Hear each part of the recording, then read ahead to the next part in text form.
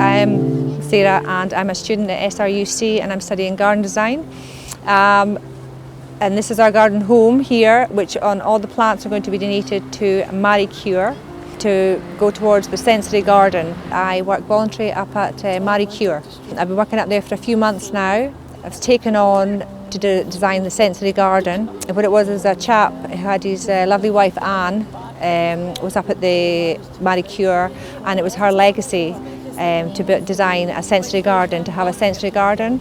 So it was going in, redesigning it as a sensory garden, but I've done a slight twist on it. I want it to be more of an awakening. So when people come into the garden, there's sort of energy and life.